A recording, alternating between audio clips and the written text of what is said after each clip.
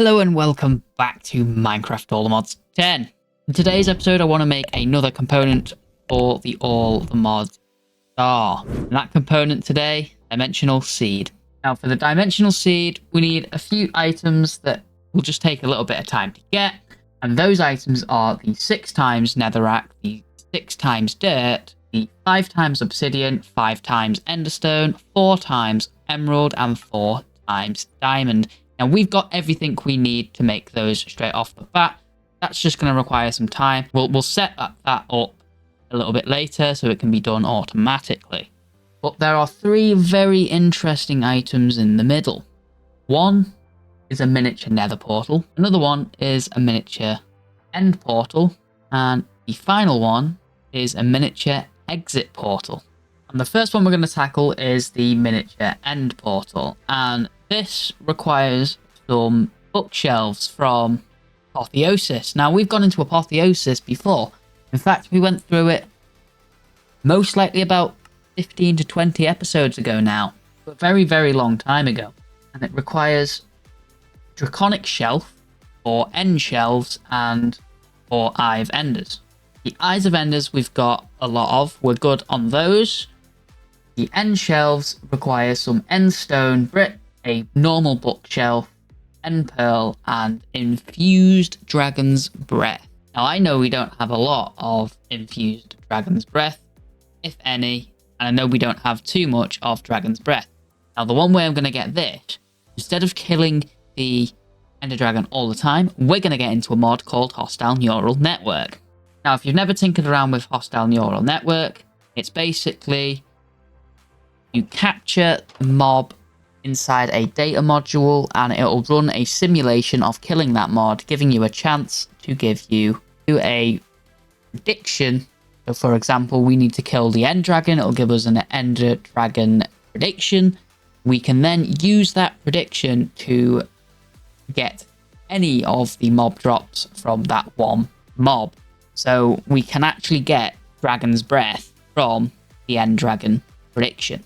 I'll show you how to do that right now. And we're going to do Hostile Neural Network inside of our warehouse. Now, the first thing we need to get started within a Hostile Neural Network is the Deep Learner. Now, the Deep Learner, what that does is allows you to put your data modules inside of the Deep Learner and allows you to track your progress on each of the data modules. You can only keep track of 4 at a time. And of course, once we make that, we're then ready to make the data modules themselves, which is fairly simple to make. All we have to do with those is right click on the mob that we want to capture within that data module. So now that we have data modules, the mobs I want to capture is 1, the Ender Dragon, 2, the Piglich, 3, the Wither, and 4 being the Warden. And the first one we're going to take off is the Ender Dragon, because we need Dragon's Breath. So off to the end we go. Now that you join me in the end, we need to spawn in the Ender Dragon. So 4 correct and crystal placements later, the dragon will spawn in, and with a data module in our hand, we can then right click on the dragon, put that data module inside of our Deep Learner, and you can see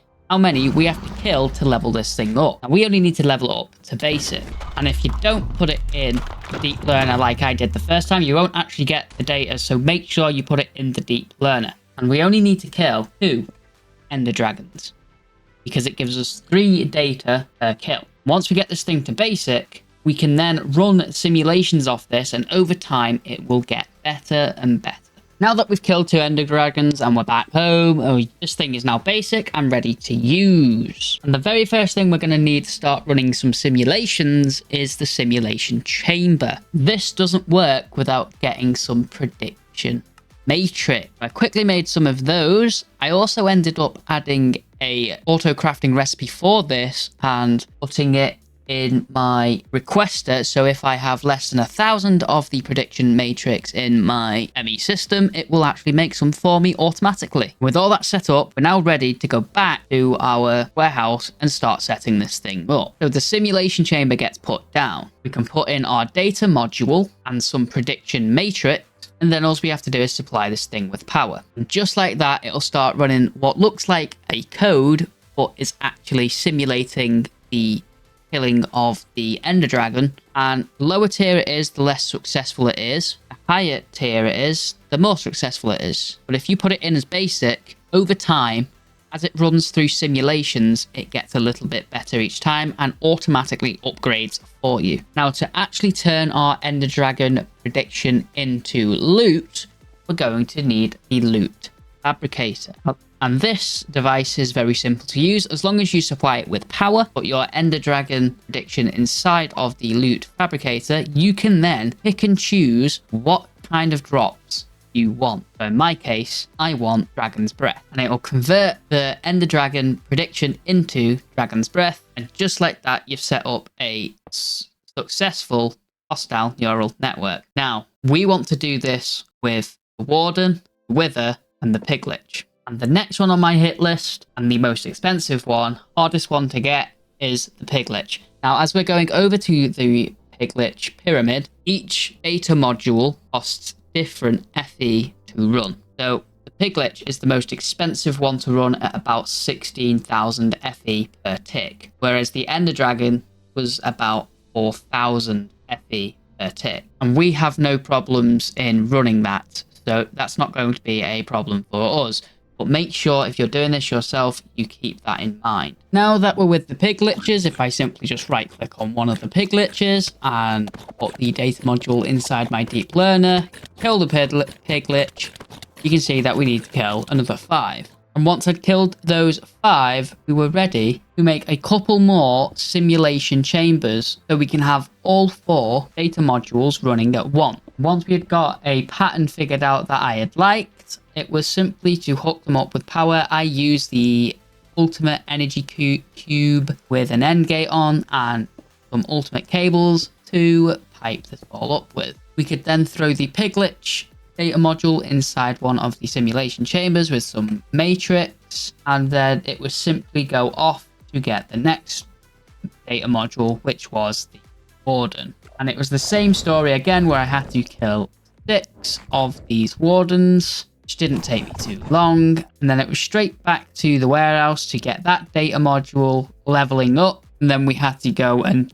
collect the Wither data module. And again, I had to kill 5 more of these. And once they were killed, it was just about letting them level up. And while we're waiting for those to level up a little bit, I'm going to start auto-crafting the netherrack, the dirt, diamonds, emeralds, endstone, and the obsidian. And I used my applied energistics auto-crafting for this. And when I try to craft the 6 times netherrack, turns out we don't have enough crafting storage. So I'm going to have to make some bigger crafting storage. So I'm going to go with the 1 million crafting storages.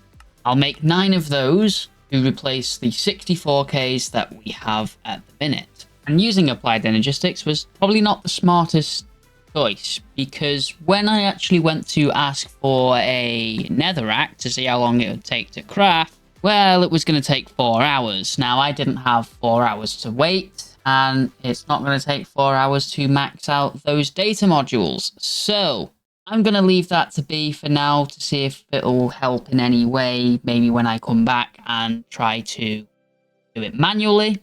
So what we're going to do instead is focus on making the miniature portals.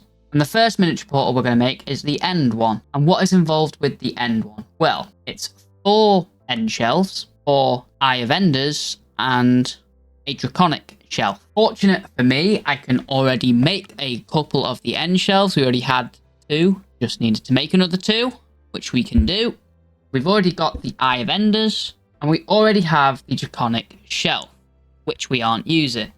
So we can easily make the miniature end portal. The next one we're going to make is the miniature nether portal, and this one requires 4 obsidian, 2 nether stars, a wither skull, a hell shelf of masterful sight, and some warped nylium. Now, the warped nylium, easy to make. We already have the obsidian, we have the nether stars. We can easily make the wither skull. All that's left to do is the hell shelf of masterful sight. And what's involved with that? Well, it's a hell shelf of sight with 2 night vision potions, 2 netherite, ingots and 4 emerald blocks. Now we have everything else in that recipe but the Hell Shelf of Sight.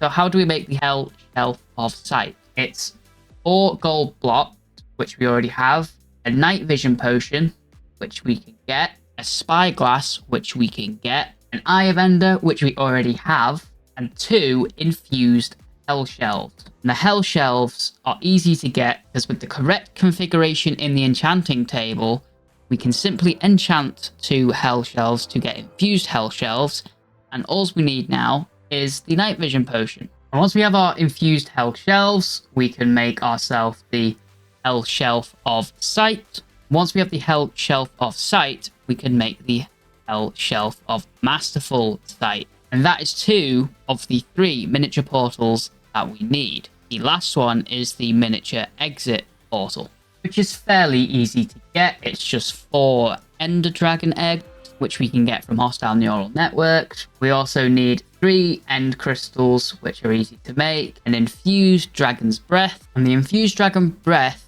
the way we get this is by infusing it in the enchanting table. So we need the correct configuration of bookshelves, and we can enchant ourselves some dragon's breath. And the final bookshelf that we need is a soul touched sculk shelf, which is fairly easy to make. We need a soul touched deep shelf, which we can get by making a dormant deep shelf and infusing it in the enchanting table. Once it's infused, we can make it into a soul touched deep shelf by using some sculk and a soul torched lantern. Finally, with some more sculk, a sculk catalyst and a warden tendril, we can make that deep shelf into a soul touched sculk shell, meaning we can now make the miniature exit portal. Now we have all 3 portals. I'm going to help the autocrafter along to make the compressed blocks that are required, and I'll come back with you once we can make our dimensional seed. And after what felt like an hour, we had finally got all the components that we need to make the dimensional seed. After claiming all of the quests that we managed to complete through gaining access to the items that are required for making the dimensional seed, it was time to throw it all in a crafting table, which now means we have 3 of the items that we need to make the All the Mod star. But thank you all for watching today's episode. If you have enjoyed it, make sure to smash that like button. Make sure to stay tuned to the series, because next episode I'm thinking I might build a zoo. Yes, that's right, you heard me, a zoo. You'll see why in the next episode. If you are new around here and you want to subscribe, please do, that would be amazing. Smash that like button, and I'll see you all again for the next one. Goodbye.